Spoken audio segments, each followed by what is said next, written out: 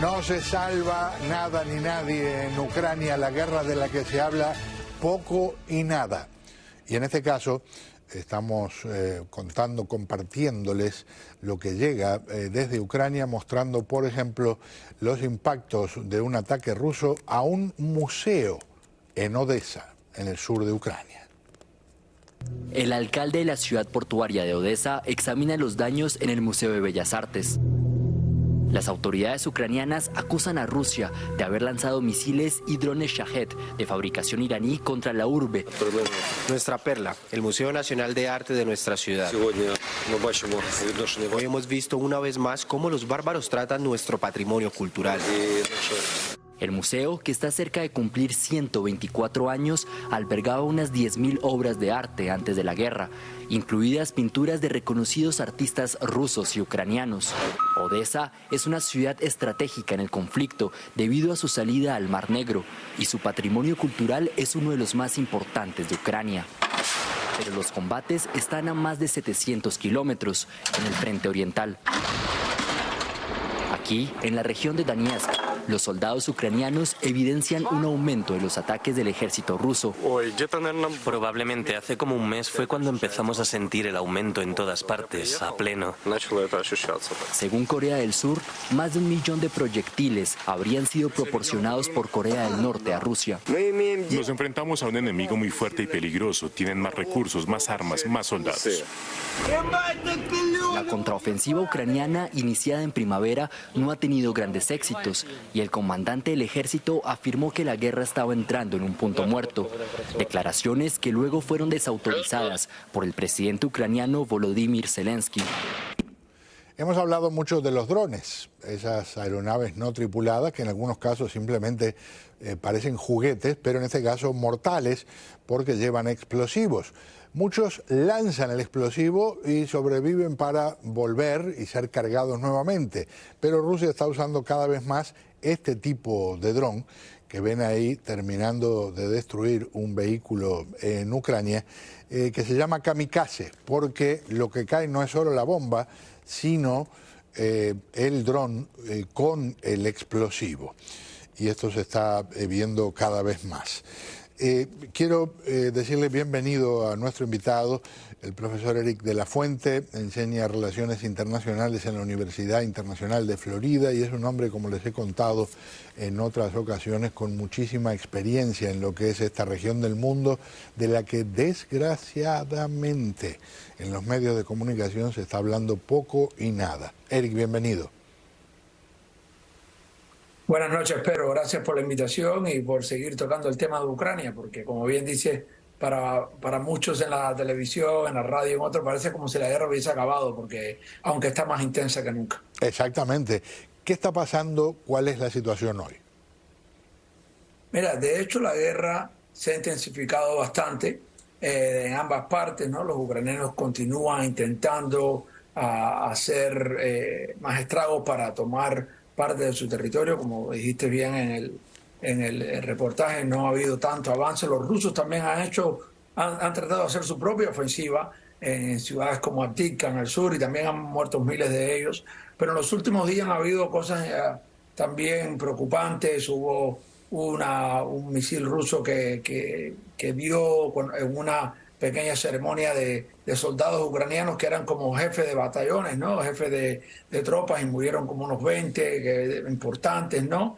Y justo también ayer uno de los comandantes más importantes de Ucrania, que es el asistente al comandante principal de las tropas ucranianas, Zaluzhny, recibió un regalo para su cumpleaños y había una granada y murió en su casa. Entonces, estas cosas que serían de primera línea, ¿no? En las noticias no se está diciendo, pero es importante.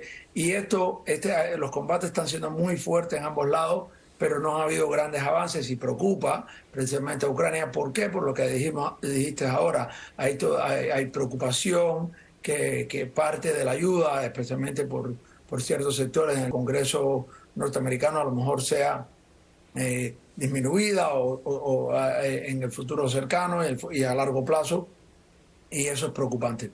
sin duda, porque en términos de valentía los ucranianos no necesitan ayuda, en términos de armas y municiones sin duda, porque con la valentía no se logra nada si no está acompañada de eso otro.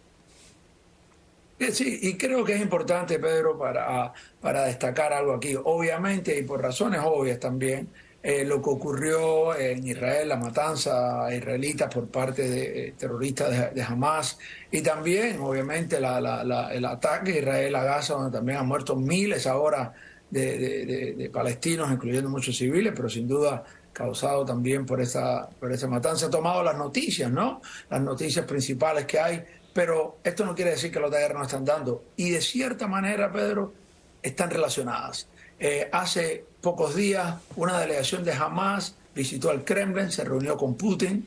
Para Putin, esta guerra, de hecho, ha tomado cartas bastante en el asunto, porque su aliado principal en la región es Irán. Irán provee munición en la guerra con Ucrania, provee los drones que hablaba, son drones iraníes, y hasta ahora Putin había tratado de mantener una relación balanceada con Israel. Israel no se ha metido abiertamente a apoyar a Ucrania, pero de ahora ha totalmente abierto, ha soñado sus cartas, ¿no? La guerra, lo que está ocurriendo en Israel le conviene al Kremlin, justo porque no se habla mucho de Ucrania, por lo cual se pueden intensificar cosas. Y por el otro lado, porque el Congreso norteamericano, con la ayuda que va a haber ahora para Israel, sin duda, esa ayuda de hecho no se ha aprobado porque la Casa Blanca la ha tratado de atar con también ayuda de Ucrania.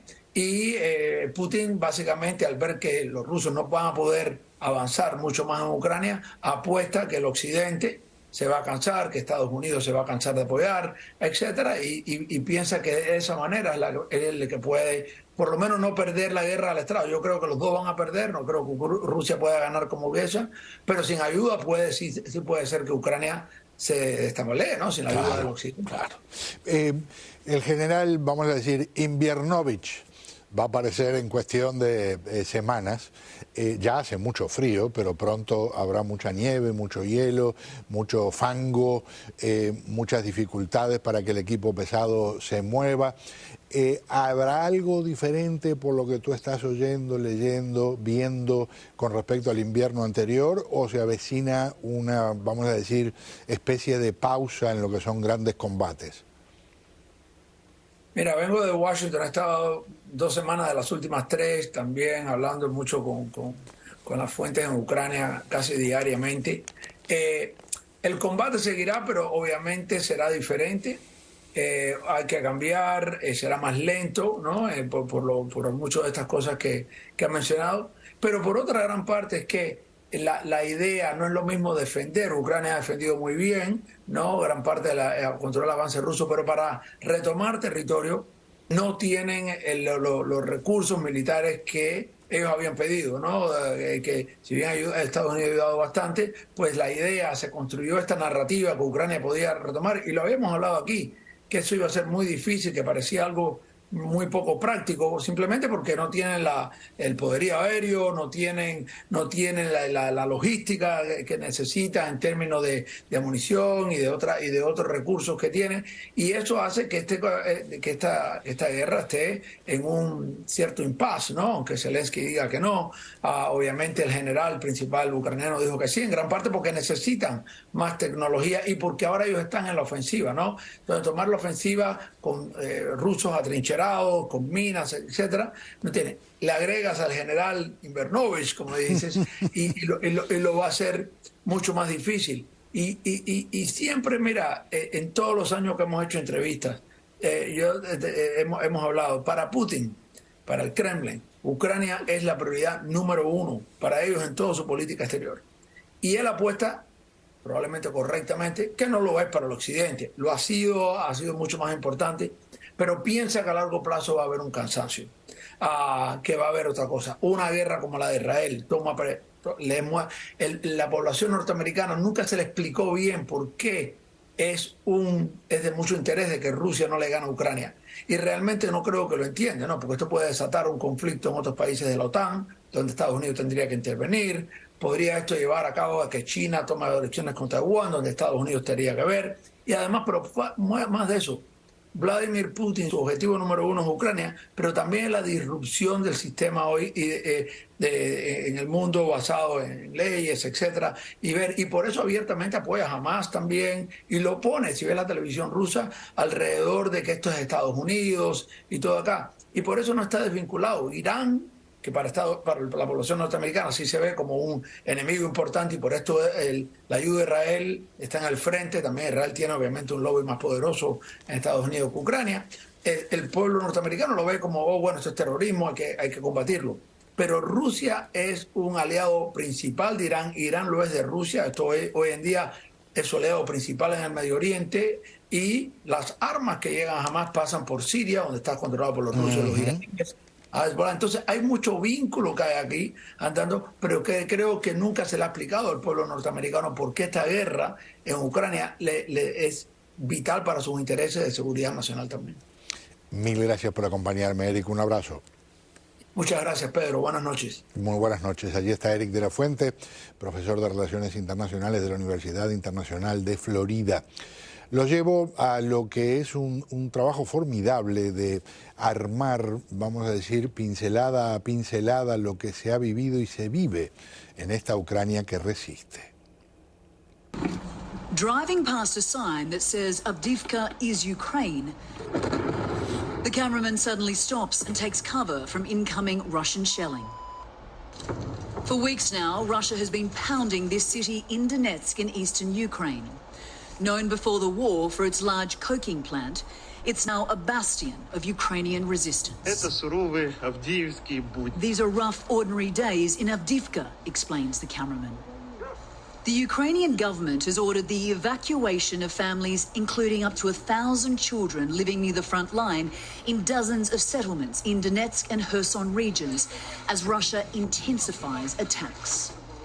Police are going door to door in what's left of these destroyed apartment buildings, looking for Avdiivka's remaining residents, but not everyone is willing to go. Good luck, take care of yourselves, says the police officer.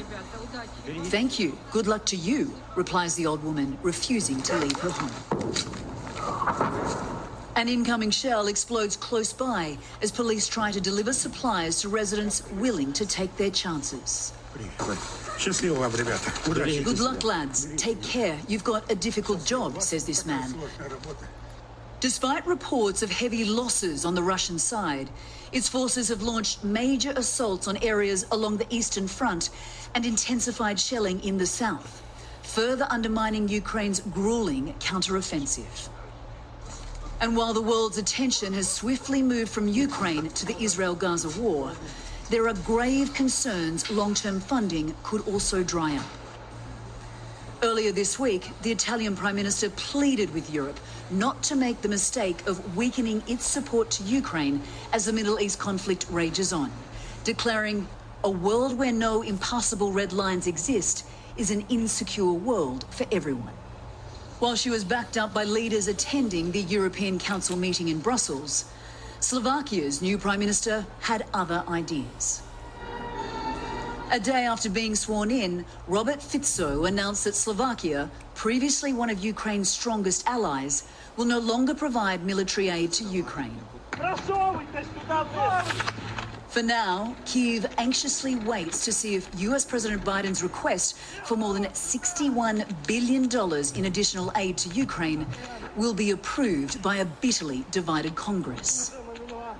In the meantime, Secretary of State Antony Blinken announced a new $150 million security assistance package of air defense, artillery, anti-tank and other equipment, prompting this response from the Ukrainian president. We are expanding our capabilities and seeing the end of the war with a Ukrainian victory more clearly. Optimistic words that are yet to translate on this battlefield. Impresionante, ¿eh? Al regresar, Israel dice, quieren pruebas de que los terroristas de Hamás tienen sus túneles montados alrededor de los hospitales y de las escuelas. Aquí tienen pruebas, las compartimos en minutos.